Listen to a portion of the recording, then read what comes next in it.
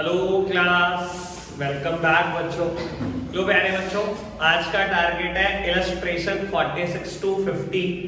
एक दो मैं करा देता हूँ बेटा, बाकी आपने करने। ठीक है जी, आप सब देख रहे हैं बेटा, सामने रिपीट तो करने ही करने पड़ेंगे आपको, वो भी जो मैं करूंगा। इलस्ट्रेशन नंबर 48 कहता है from the following balance sheet of Dreams Converge Limited as at 31st of March 18 and 31st of March 17 calculate cash flow from operating activity. बाबू यानी कि लेवल और गिर गया। ऑपरेटिंग एक्टिविटी तो सबसे शुरू में करी थी, ठीक है ना। अभी मैं आपको बता देता हूं, ऐसे ही अगर आप 47th क्वेश्चन देखो ना, तो इन्होंने बेटा आपको फाइनेंस इंट्रो में ही बोला हुआ है फाइनेंसिंग एक्टिविटी का टोटल 2,32,000 है। अगर बोल दिया फाइनेंसिंग का टोटल इतना है तो मेरे को खाली ऑपरेटिंग और इन्वेस्टिंग करनी है। और अगर आप 46 देखो तो उसमें बेटा मेरे को ऑपरेटिंग का टोटल दिया हुआ 18,000, यानी कि बेटा मुझे क्या करना है, सिर्फ इन्वेस्टिंग और फाइनेंसिंग करनी है। ठीक है, और 48 में तो और गिर गया बेटा लेवल, सिर्फ मेरे को ऑपरेटिंग ही करनी है।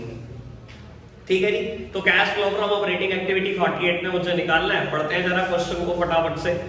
बाबू, शेयर होल्डर फंड में शेयर कैपिटल और reserves and surplus, then long term borrowing, then trade payable, then short term provision. एक के ऊपर भी कोई भी नोट नहीं है।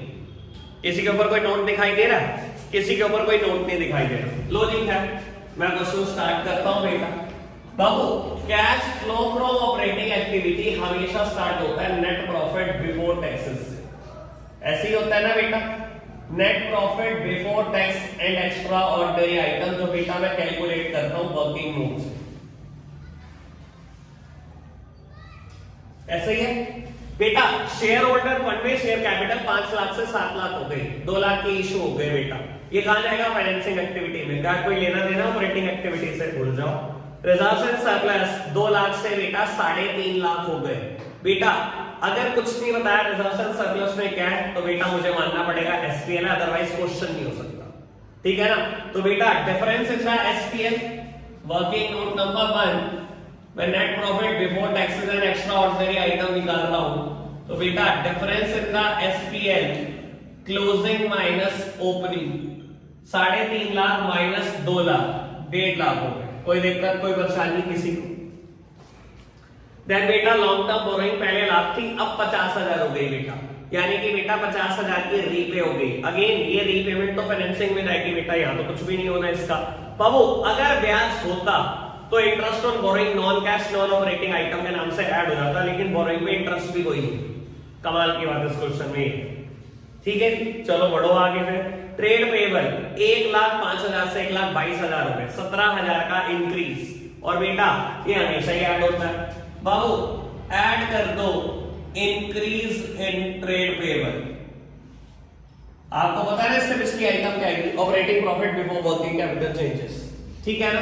Increase in trade payable 17,000। कोई दिक्कत, कोई परेशानी? तो बढ़ो आगे बेटा। Short term provision for tax दिया हुआ है बेटा। एडजस्टमेंट में देख लो, कहीं इनकम टैक्स पेड वर्ड या provision for tax for current year तो कोई वर्ड नहीं है, नहीं है कहीं कोई वर्ड नहीं। तो बेटा पिछले साल का प्रोविजन इस साल का इनकम टैक्स पेड है, और करंट ईयर के प्रोविजन को वर्किंग नोट में ऐड करते हैं। ठीक है ना, याद होगा आपको। Provision for tax current year को हम ऐड करते हैं वर्किंग नोट में, 50,000। और बेटा इनकम टैक्स पेड सबसे लास्ट में ऑपरेटिंग एक्टिविटी में से माइनस हो जाएगा। जो पिछले साल का प्रोविजन है वही इनकम टैक्स पेड है। मैं यहां लिख देता हूं बेटा इनकम टैक्स पेड। ठीक है बाबू, लायबिलिटी साइड सारी फिनिश होगी, कोई दिक्कत ही नहीं आएगी हमें। तो समझ नहीं आया क्वेश्चन में, और कुछ था भी, कुछ मुश्किल था भी या नहीं? बढ़े आगे। कहते हैं बेटा नॉन करंट एसेट में फिक्स एसेट्स पहली है, टेंजिबल एसेट जो 5 लाख थी 5 ही लाख है अब भी। बेटा ये आपको नोट्स टू अकाउंट्स में देखना पड़ेगा क्या क्या चेंजेस हुए, क्योंकि नोट नंबर 1 लिखा हुआ है इसके ऊपर। बेटा मशीनरी दी गई है 2 लाख पहले थी, अब 280 हो गई, और एक्यूमुलेटेड डेट पहले 80 था 1 लाख हो गया। ठीक है जी बेटा, कोई और एडजस्टमेंट होगी इसमें पक्का? कहता है machinery costing 80,000, accumulated dep 20,000 but sold at a loss of 18,000। ठीक है, यानी कि दोनों अकाउंट बन जाएंगे, एक मशीनरी का और एक एक्यूमुलेटेड डेप्रिसिएशन का। लो जी, सब सामने देख रहे हैं बेटा। बाबू एक अकाउंट बना रहा हूं मशीनरी का और दूसरा अकाउंट बना रहा हूं बेटा एक्यूमुलेटेड डेप्रिसिएशन अकाउंट। मशीनरी का बेटा opening balance brought down to side और बेटा by side closing balance carried down. Accumulated dep का बेटा बाय साइड ओपनिंग बैलेंस और टू साइड बेटा क्लोजिंग बैलेंस। बाबू कितना बैलेंस है मशीनरी का? 2 लाख से 2,80,000। 2 लाख था पहले, अब 280 हो गया। एक्यूमुलेटेड डेट पहले 80 था, अब बेटा 1 लाख हो गया। ठीक है जी बेटा, एडजस्टमेंट कहती है एक मशीनरी 20,000 की कॉस्ट सकती है, उसके ऊपर एक्यूमुलेटेड डेट 20,000 का, वो बेचती है 18,000 के लॉस में। लो जी बेटा, जो मशीनरी बेची उसका एक्यूमुलेटेड डेट बेटा 20,000 रुपए है। तो बेटा एक्यूमुलेटेड डेट में आपको पता ही है, मैं बोल चुका हूं, प्रोविजन फॉर डेट या एक्यूमुलेटेड डेट में गिन के 4 आइटम है। ओपनिंग बैलेंस, क्लोजिंग बैलेंस, यहां आता है डेट ड्यूरिंग द ईयर और यहां आता है बेटा उस मशीनरी का डेप्रिसिएशन जो बेच दी गई। उस मशीनरी का डेप्रिसिएशन है बेटा 20,000। बेटा अगर ये 2 मशीनरी के नाम से गया तो बेटा यहां पर बाय एक्यूमुलेटेड डेट के नाम से भी 20,000 का डेट जरूर रहेगा। ठीक है, बैलेंसिंग फिगर आ जाएगी बेटा by dep during the year और ये बेटा 40,000 आ जाएगी। कोई दिक्कत कोई परेशानी तो नहीं? डेट ड्यूरिंग द ईयर मुझे मिल गया बेटा, मैं ऐड करूंगा एडजस्टमेंट में non cash and non operating item में डेप्रिसिएशन 40,000। ठीक है जी बाबू, अब कुछ सोचो आप, मशीनरी 80,000 की थी, उसके ऊपर डेप लगा 20,000 का, अभी भी मशीनरी 60,000 के, कहता आपने 18,000 लॉस में बेची।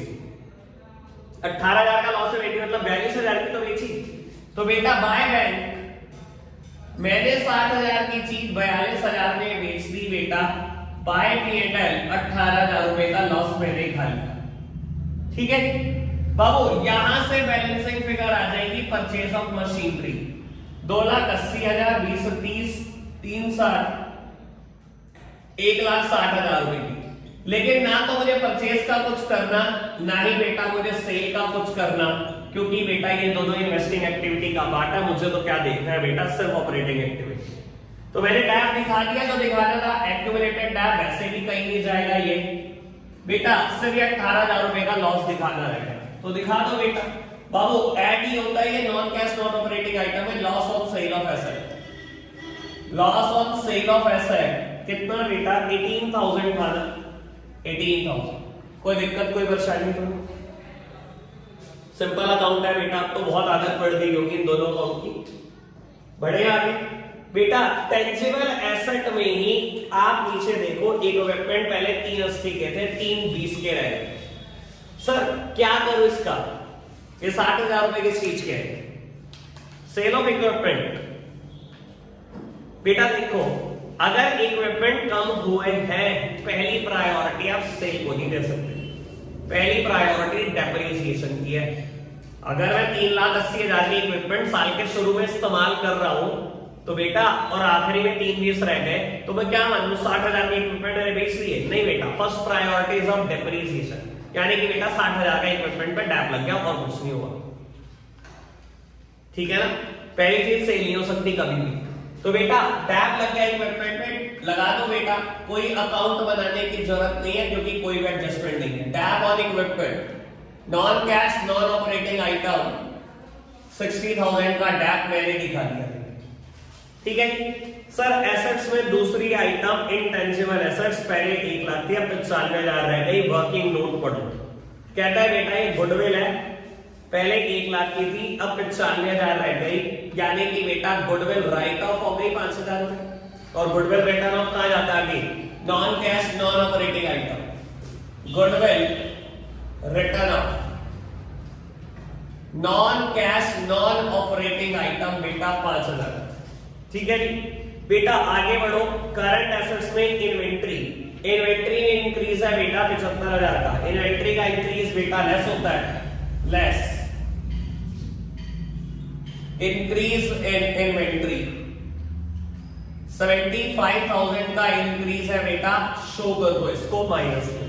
सर ट्रेड रिसीवेबल इंक्रीज है 67,000 का, अगेन इसका इंक्रीज भी माइनस होता है बेटा, 67,000 का ट्रेड रिसीवेबल में इंक्रीज है, और बेटा बाकी कैश और कैश इक्विवेलेंट उनका कुछ नहीं होता। ओके बात बेटा।